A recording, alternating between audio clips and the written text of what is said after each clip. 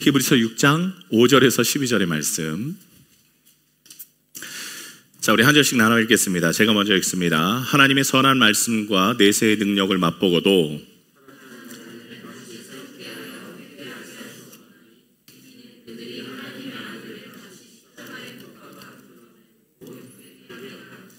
땅이 그 위에 자주 내리는 비를 흡수하여 밭가는 자들이 쓰기에 합당한 채소를 내며 하나님께 복을 받고,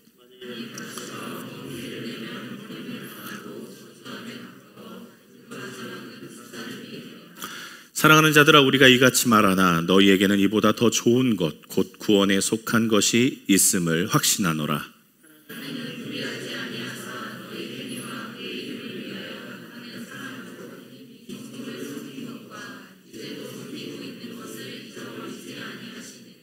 우리가 간절히 원하는 것은 너희가 각 사람이 동일한 부지런함을 나타내어 끝까지 소망의 풍성함에 이르러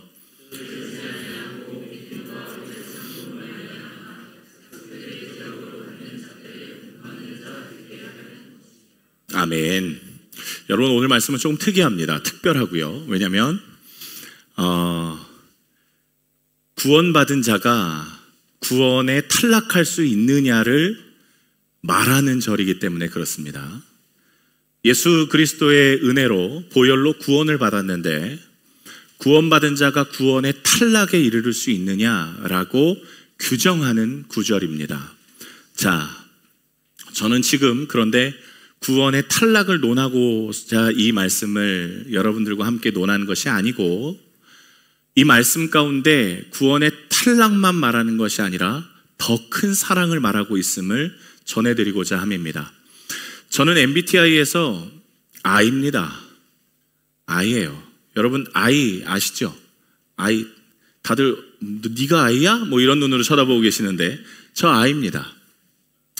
여러분, I는요 이렇게 앞으로 나오거나 다 같이 있는 자리에서 발언하는 걸 굉장히 많이 힘들어하고 고민하며 말합니다. 그렇죠?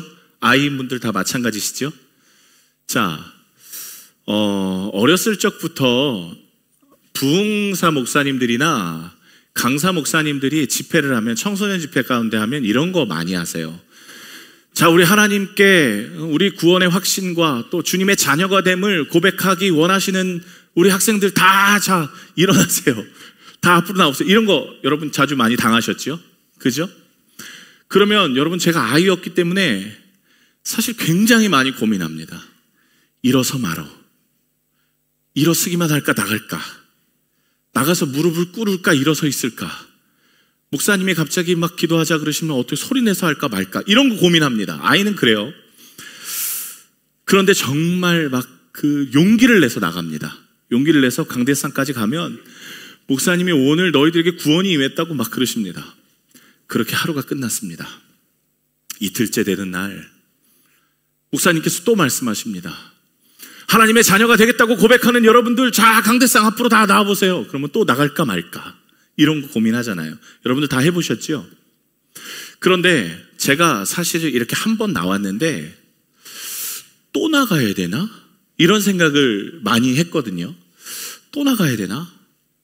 그리고 그 집회가 끝나고 1년 뒤에 혹은 그 이듬해에 또다시 부흥 집회를 하면 목사님들이 항상 하시는 레파토리가 이거예요. 끝에 나오라고. 그러면 또 나갑니다. 제가 왜 이렇게 나갈까요? 나가는 이유는 하나님께서 저에게 구원해 주심에 대한 확실한 증거가 나타나지 않아서 구원이 내게 임했는지에 대한 부분을 확인할 수 없어서 사실 나갔습니다. 그런데 여러분, 구원에는 두 가지 측면이 있습니다. 첫 번째는 구원에 아주 일회적으로 단번에 이루어지는 구원이에요.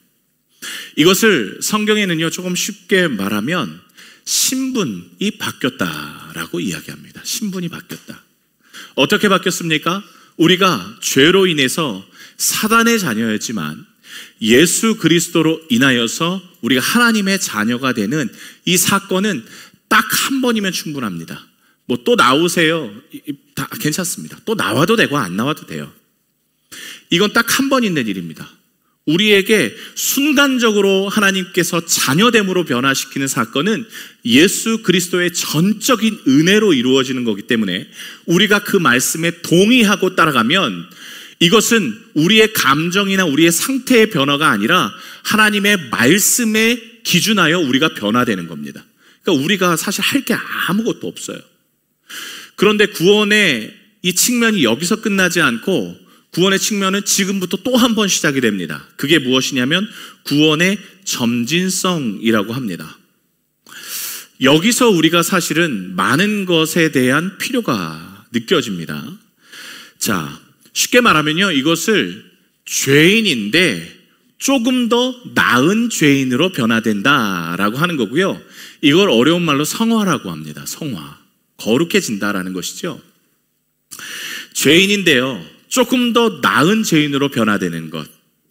여러분, 하루아침에 이루어지기보다는 사도 바울도 고린도전서 15장에 나는 날마다 죽노라 라고 고백하면서 그 거룩하신 분이 날마다 자기를 죽여나간다라고 고백할 수밖에 없는 그 성화의 과정, 죄인된 자가 더 거룩한 죄인으로 변화되는 과정을 이야기합니다. 또 로마서에는요, 뭐라고 이야기하는 줄 아십니까? 죽어라 라고 말해요. 죽어라. 그런데 먹어도 그리스도를 위해 살고 죽어도 그리스도를 위해서 사나니 사나 죽으나 다 우리가 예수를 위해서 살라라고 하는 거룩함, 즉 구원의 점진성을 이야기하고 있어요. 그래서 구원은 두 가지 측면을 갖고 있습니다. 순간의 변화와 계속되는 변화. 자, 여러분은 그렇기 때문에 구원받은 하나님의 자녀이자 구원의 완성으로 나아가고 있는 하나님의 자녀입니다. 이해하셨죠? 자, 우리는 구원받은 자녀이자 구원의 완성으로 나아가고 있는 하나님의 자녀예요. 2024년 마지막 주일 예배입니다. 여러분 1년 동안 얼마나 여러분이 구원 앞으로 나아가셨습니까? 하나님 앞에 나아가셨습니까? 얼마나 여러분 몸부림치면서 주님 앞에 예배하고자 힘쓰셨습니까? 그 과정 가운데 우리가 힘들 수도 있고 지칠 수도 있고 낭망하고 넘어졌을 수도 있어요. 그러나 1년을 되돌아봤을 때 우리가 얼마나 하나님 앞에 죄인 되었지만 거룩한 죄인으로 변화되는 과정을 겪었는지에 대해서 우리가 한번 생각해 볼 날이 오늘이 유일할 것 같아요. 여러분, 오늘 히브리서 말씀에는요, 그 구원에 대해서 말합니다. 그런데 안타깝게도 구원의 탈락에 대해서 말합니다. 그런데 이것이 그냥 구원의 탈락이 아니라 사실은 그 뒤에 더 큰 의미가 담겨 있어요. 자, 이것을 설명할 때 이 배경 설명이 좀 필요해서 좀 길게 이야기하겠습니다. 로마에 황제 하나가 등극을 합니다. 그의 이름은 네로입니다. 네로. 네로 황제가 등극을 하는데요, 로마가 엉망진창이 되어 있는 상황이었어요. 그래서 네로가 어떻게 하면 로마를 조금 더 멋진 좋은 나라가 되게 할까를 고민하다, 여러 가지 고민하다 일단 재정을 좀 해결해 보자라고 해서 여러 가지 변화를 꿈꿉니다. 그런데 원로원이 따라주질 않아요. 당시 원로원은요, 이 황제라고 해서 마음껏 뭘 할 수 있는 게 아니라 원로원의 동의가 있어야 일을 할 수 있었기 때문에 원로원이 동의를 해줘야 일을 할 텐데 원로원이 따라주질 않는 거예요.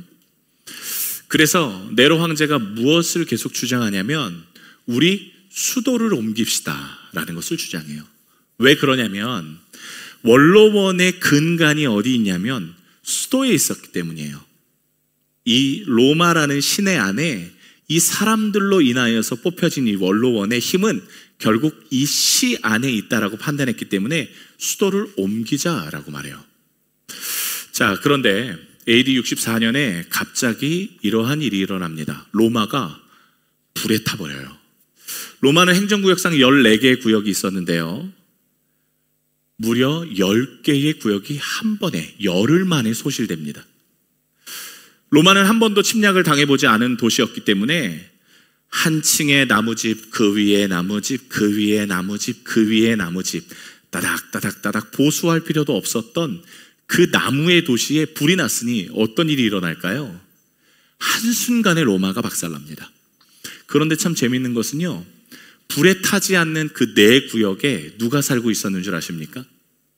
누가 살고 있었게요? 그리스도인들이 살고 있었습니다. 여러분, 그리스도인들의 생각은 어떠했을까요?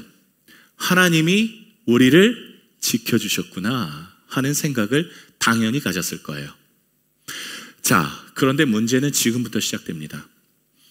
집도 모든 것을 잃어버린 사람이 이 분노를 표출하기 위해서 이 분노의 대상을 정하기 시작하는데, 그게 누구였냐면 바로 로마 황제 네로를 향하고 있었습니다. 왜냐?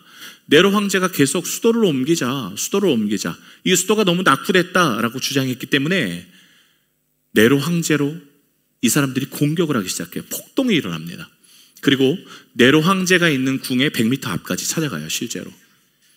자, 이때입니다. 네로 황제가 살기 위해서 어떠한 결단을 내리냐면 이 화살을 돌립니다. 누구에게요? 그리스도인들에게 돌려요. 그들이 형제라 그랬다, 인육을 먹었다, 이런 얘기 때문에 이 사람들이 타겟이 됐다. 그것도 하나의 일리가 있는 이야기인데, 사실은 그리스도인들의 집은 하나도 타지 않았거든요.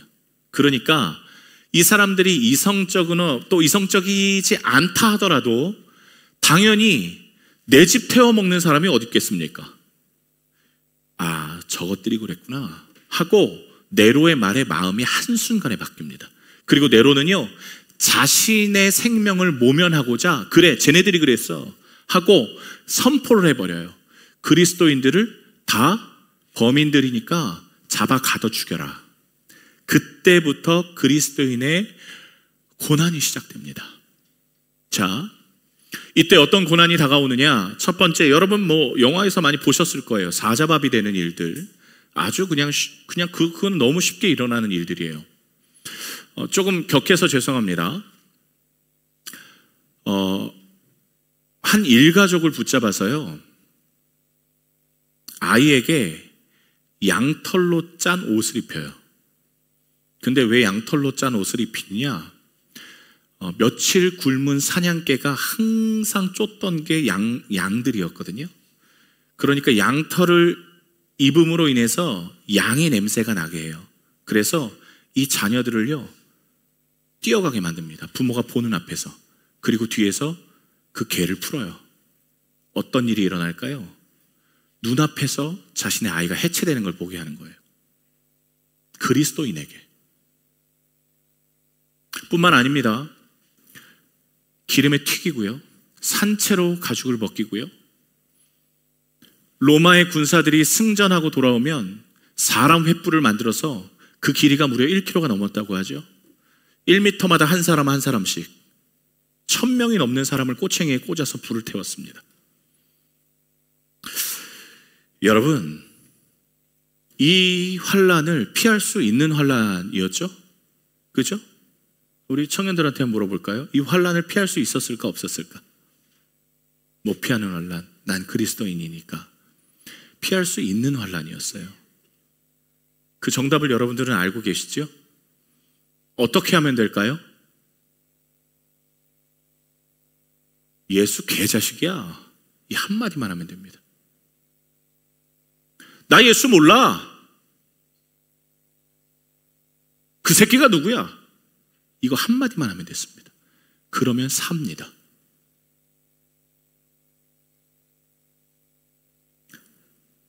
그리고 수많은 사람들이 예수님을 욕하고 도망갑니다.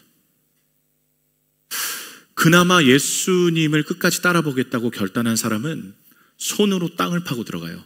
그게 여러분 잘 아시는 카타콤이었죠. 카타콤에 들어가면 살 수 있었을까요? 여러분, 당시 그리스도인의 평균 나이는 30세였습니다. 왜요? 나가면 죽고요, 카타콤에 들어가면 아십니까? 해를 못 보고 굴에 들어가면요, 사람의 생체의 리듬이 하루를 70시간으로 여긴대요. 그러니까 변하는 거예요. 피부병, 호흡기 질환, 안질, 암. 그래서 들어가도 죽고 나와도 죽는 거예요. 여러분, 어떻게 하시겠습니까? 물론 하나님께서 우리에게 이런 고난을 지금 주시지 않으세요. 우리의 믿음의 연약함을 잘 아세요. 그런데 여러분, 우리는 항상 성경에 우리를 항상 가져다 놓잖아요. 여러분, 만약에 이런 상황 가운데 여러분들은 어떤 믿음의 고백을 하실 수 있겠습니까? 택하미가 양털옷을 입고 있는 그 순간에 제가 상상을 해봤어요. 저는 했을 것 같아요. 예수 그 개자식 난 몰라.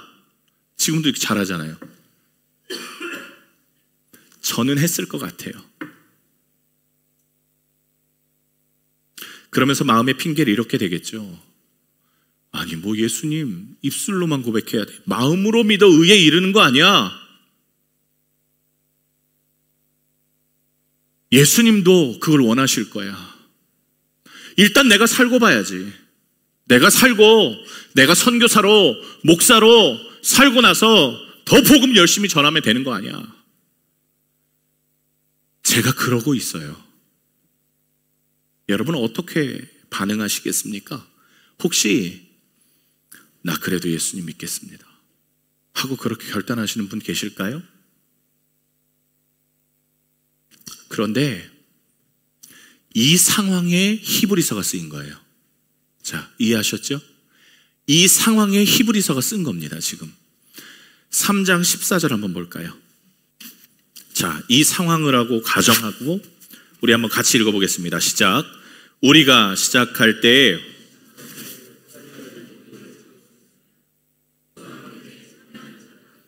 이게 무슨 의미가 되나요? 그럼 그냥 우리가 이런 상황을 모르고서 이 성경 구절을 읽으면 우리가 지금 신앙생활하는 이 신앙을 잘 붙들고 끝까지 가면 하나님이 우리를 천국에 이르게 해주시겠다라고 여길 수 있지만 히브리서의 상황이 죽음에 직면한 그리스도인들에게 쓰여진 성경책이었다면 여러분 이 말은요 그래도 견디다 죽어 이 얘기가 되는 겁니다. 사자밥이 되더라도 견디다 죽어. 데카미가 찢어 죽더라도 예수 부인하지 마. 그 얘기가 되는 거예요. 예수님 나 모른다고 예수 난 몰라 한마디만 하면 사는 그 순간 가운데 예수 부인하면 지금 당장은 살겠지만 여러분 이 말 잘 보세요. 만약에 부인하면 어떻게 될까요? 예수와 함께 참여되지 못할 거야 라는 경고의 메시지예요. 그러니까 지금 살겠다고 생명 부재하면 너는 영원히 죽는 거고 지금 죽으면 영원히 사는 거야. 그런 강경한 표현이란 말입니다. 여러분 피할 수 있는 고난이었습니다. 피할 수 있는 고난이에요. 그런데 피하지 말라고 하는 거예요.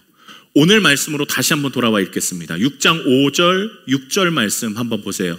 이 느낌을 가지고 이게 구원의 확신에 대한 취소인가를 한번 확인해 보시면 좋겠어요. 한번 히브리서 6장 5, 6절 함께 읽겠습니다. 하나님의 선한 말씀과 내세의 능력을 맛보고도 타락한 자들은 다시 새롭게 하여 이는 그들이 하나님의 아들을 다시 십자가에 못 박아 자, 변질되면 예수 포기하면 회개 기회도 안 준다. 더 강경해지지요. 오늘 그냥 내가 오늘 예수님 욕하고 생명 부지하고 나중에 복음 열심히 전할게요. 나중에 더 열심히 선교할게요. 그렇게 마음 먹고 떠나가려고 하는 사람에게 뭐라고 이야기하냐면 회개의 기회조차 주지 않을 거야. 그렇게 이야기합니다. 자, 그러니까 이건 구원을 받은 자에게 구원의 이 끊김이나 구원의 회수를 의미하는 구절이 아니에요. 이건 오히려 더 구원에 나아가라. 생명 다해 예수 붙들어라. 더 주님 앞에 엎드려라. 그런 이야기예요. 8절에 가보면요 더 기가 막혀요. 불태워질 거라 그래요. 우리를 의인화해서 예수 부인해라. 그럼 불태워진다. 지옥불 이야기하는 거예요. 여러분, 자, 이런 기준으로 봤을 때 과연 우리가 구원을 받을 수는 있을까요? 자, 이제 이 굉장히 무거운 이 분위기를 조금만 상승시켜서 나는 구원을 그래도 받을 수 있을 것 같다. 저 맨날 물어보거든. 이렇게 손 들고 이렇게 해. 너 이상하게 생각하지 말고. 자, 그래도 나는 구원을 받을 수 있는 믿음이 있는 자다라고 하는 분들을 이렇게 살짝 표시를 해 주십시오. 이렇게. 유한종 목사님 역시 목사님은 좀 네. 자, 좋습니다. 이런 상황 가운데 나의 믿음이 미약하여 나는 지금 구원을 받을 수 없을 것 같다라고 하는 분 한번 이렇게 표해 주십시오. 저는 참고로 후자입니다. 이거예요. 자, 둘. 여러분의 믿음이 엄청나신 걸 제가 확인하는 귀한 순간입니다. 여러분, 걱정 마세요. 걱정 마세요. 다행스럽게도 하나님이 우리에게 이런 환난을 주시지 않음에 일단 감사하고요. 두 번째는요, 사자밥이 되는 위협이나 산채로 기름에 튀겨지는 공포나 횃불이 되는 이런 위협 가운데 하나님이 우리를 가만히 내두시지 않는다고 약속하세요. 여러분, 우리가 지금 이런 큰 공포의 일들을 이야기하고 있지만 솔직히 말하면 여러분, 우리는 오늘 하루를 살아가는 게 힘듭니다. 고민과 어려움에 우리의 신앙을 유지하기도 어려울 때가 있어요. 지치고 힘들면 하나님 떠날 생각도 하죠. 그러면 우리의 구원은 취소가 될까요? 여러분, 참 감사한 건 오늘 말씀 이후에 기록되어 있는 게 진짜라는 거예요. 9절 이후의 말씀. 제가 지금 여러분이 가지고 계신 성경이 좀 어렵게 기록되어 있어서 세번역 성경으로 한번 읽어드려 볼까 합니다. 잘 들어보세요. 사랑하는 여러분, 우리가 이렇게 말하지만 여러분에게는 구원에 이르게 하는 더 좋은 것이 있다고 확신합니다. 하나님은 불의하신 분이 아니므로 여러분의 행위와 여러분이 하나님의 이름을 위하여 나타낸 사랑을 잊지 않으십니다. 여러분은 성도들을 섬겼고 또 지금도 섬기고 있습니다. 여러분, 각 사람이 같은 열성을 끝까지 나타내서 소망을 이루시기를 바랍니다. 여러분은 게으른 사람이 되지 말고, 여기서 게으르다는 것은 비어있는 사람이라는 뜻이에요. 게으른 사람이 되지 말고 믿음과 인내로 약속을 상속받는 사람을 본받는 사람이 되어야 합니다. 이렇게 기록하고 있어요. 한마디로 너 예수 부인하면 지옥불에 들어갈 거야, 이런 얘기를 했지만, 여러분, 우리가 이렇게 말은 했지만 하나님은 그런 분이 아니라는 거예요. 회개의 기회조차 주지 않을 거라고 이야기했지만 예수님은 우리 손 놓지 않는다는 거예요. 그리고 그 사랑을 끝까지 담아내면 좋겠다라고 권면하고 있어요. 그러니까 믿음이 없음을 위로하고 있는 구절이었던 거예요. 여러분, 우리의 믿음 없음 앞에 주님이 우리의 손을 놓아버리시는 일은 절대로 없습니다. 그런 하나님 아니세요. 예수님 참 바보 같죠? 여러분, 제자들이 똑같이 이 짓 했어요. 예수 저 개자식 나 몰라, 베드로가 그랬잖아요. 그리고 냅다 도망갑니다. 나머지 제자들은 얼굴이라도 비쳤나요? 다 도망갑니다. 그런데 예수님이 그 면목 없는 제자들을 찾아가서 말하시잖아요. 너가 나 사랑하니? 나는 너 사랑하는데. 너 나 사랑하니? 난 너 사랑하는데. 너가 자격 없는 거 잘 알아. 나 너 그래도 사랑한다. 그렇게 말씀하시잖아요. 여러분, 죽음 앞에 한없이 약해지는 건 우리의 모습이지요. 그게 본질이기도 합니다. 그런데 오늘 말씀 보세요. 약속에 본받는 사람들을 너가 본받았으면 좋겠다. 그렇게 6장 12절 말씀에 기록해요. 자, 약속을 상속받는 사람들을 너가 본받았으면 좋겠어. 그 사람들이 어디에 기록되어 있을까요? 11장에 기록되어 있는 겁니다. 히브리서 11장에 보면요, 16명의 믿음의 사람이 기록되어 있어요. 16명, 그들의 모양은 다 다르다 할지라도 딱 한 가지 공통점을 갖고 있습니다. 환난과 역경 속에서 하나님을 놓지 않았던 그 사람들. 지금 너의 믿음이 이렇게 연약하고 부족하지만, 아니, 죽음 앞에 벌벌 떠며 예수 부인할 수 있지만 하나님은 절대로 너 포기하지 않으셔. 그리고 한 가지만 붙잡았으면 좋겠다.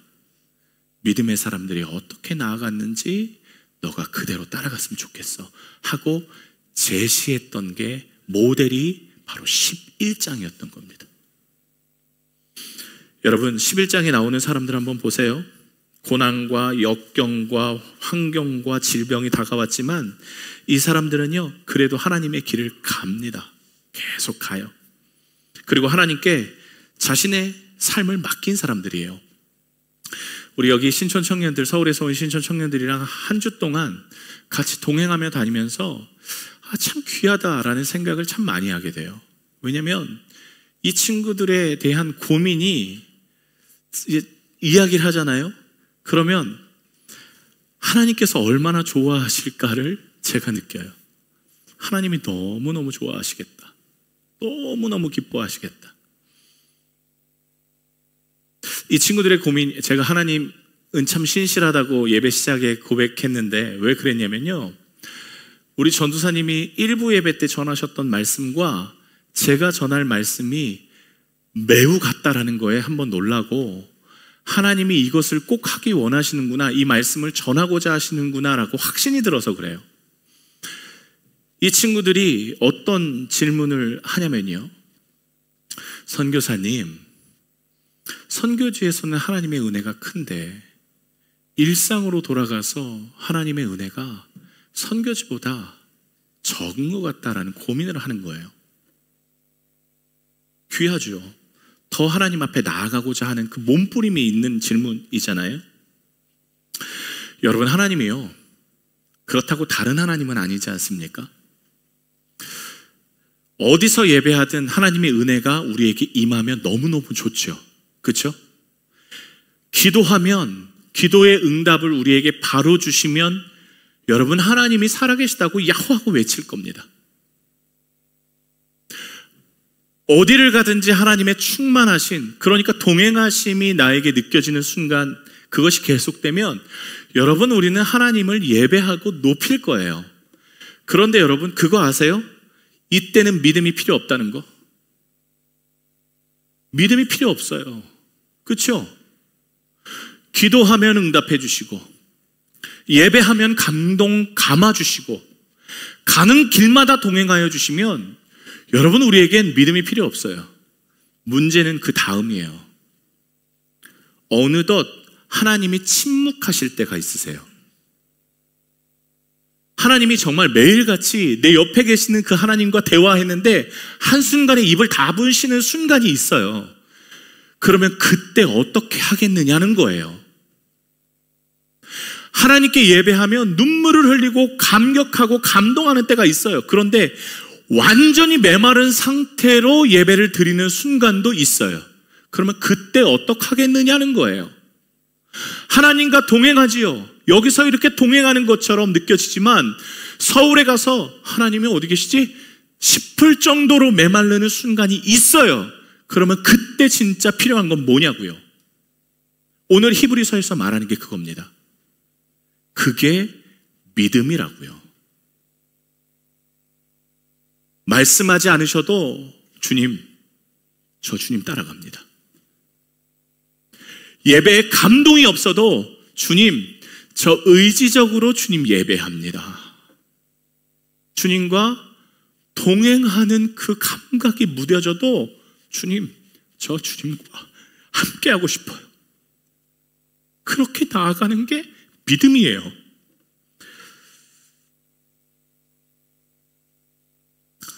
그렇게 나아가는 사람이 11장에 기록되어 있는 거예요. 여러분, 11장 처음에 여러분이 잘 아시는 이름들이 많이 기록되어 있을 겁니다.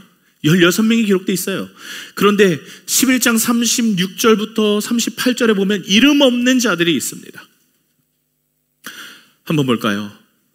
36절, 또 어떤 이들은 조롱과 채찍뿐 아니라 결박과 옥에 갇히는 시련도 받았으며 지금 로마 황제로 인해서 당하는 시련과 동일하겠지요.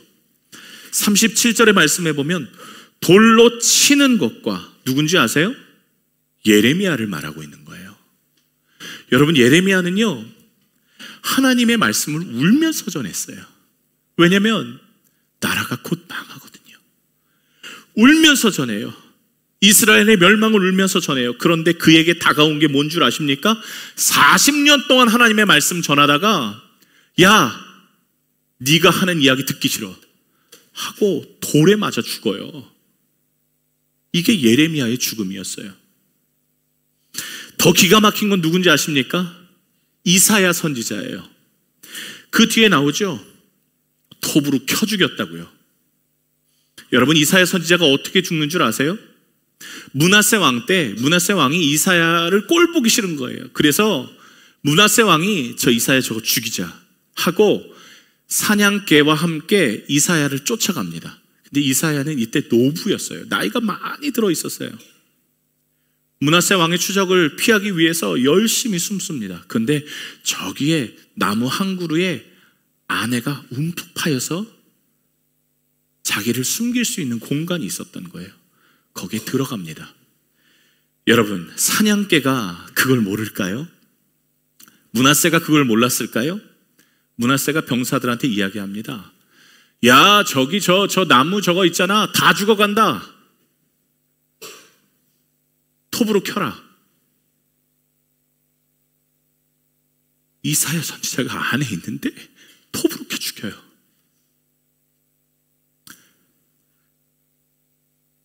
여러분, 하나님의 선지자가 그렇게 죽었어요. 대선지자들이 그렇게 죽어나가요. 여러분, 네로 황제 박해 때 그리스도인들이 얼마나 많이 하나님께 기도했을까요? 하나님, 저 네로 좀 어떻게 죽여주세요. 하나님, 저 네로 좀 어떻게 좀 해결해 주세요. 하나님, 우리는 하나님 믿는 자들이잖아요. 그런데 하나님이 응답하시지 않으세요. 입을 다물어 버리세요. 네로는 여전히 기세등등했고 그리스도인들은 날마다 잡아 죽어갑니다. 기도가 바뀌었겠죠. 하나님, 살려만 주세요. 살려만 주세요. 그리고 오늘 말씀인 히브리서를 읽고 또 기도가 바뀌었을 거예요. 하나님, 이해되지 않아도 주님 따라가겠습니다. 그렇게 바뀌었을 겁니다. 말씀 마칠게요. 여러분, 도대체 믿음이 뭘까요? 믿음이 뭔데 도대체 우리에게 믿음을 가지고 구원에 이르라고 하는 걸까요? 내 생각에 도저히 이해되지 않아도 하나님이 정하시면 내가 죽어도 가는 게 믿음인 거예요. 100번, 1000번 기도했는데 하나님이 응답하지 않아도 그게 하나님이 침묵하시는 자리라면 끝까지 버티는 거예요.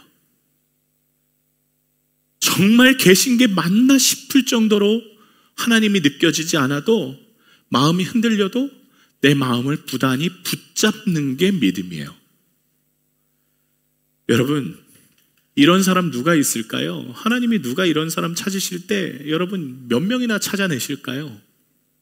일단 윤상철 목사는 도망간다고 했고 몇 명이나. 그런데 참 감사한 것은요, 이 믿음의 사람들 11장의 주를 고백하고 나서 12장 시작인 거예요. 12장 1절의 말씀에 보면 볼까요?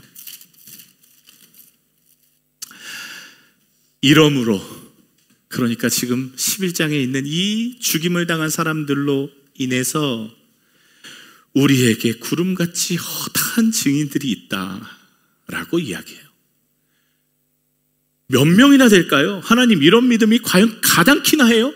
아니, 이게 어떻게 믿음이에요? 인간으로서는 불가능한 거잖아요 라고 저는 이야기했는데 하나님께서 말씀하세요. 구름같이 허다한 주의 증인들이 있다. 이런 믿음을 가진 자들이 지금도 있다. 없다고 하지 마라. 윤상철, 너 그거 불가능하다고 하지 마라. 있다.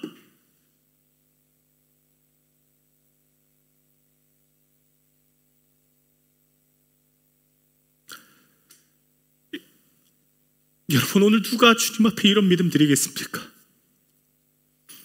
하나님, 2024년 마지막일 때 하나님께 믿음 드리고 싶어요. 하나님께 신뢰를 드리고 싶어요. 하나님, 오늘만큼은 주님 앞에 제 마음을 좀 드리고 싶어요. 그렇게 결단하는 사람 누가 있겠습니까? 이해되지 않아도 주님 따라가는 거, 여러분, 그거 쉽지 않지만 여러분, 우리가 해야 될 일임을 기억하셨으면 좋겠습니다. 우리 찬양하라 준비했는데요.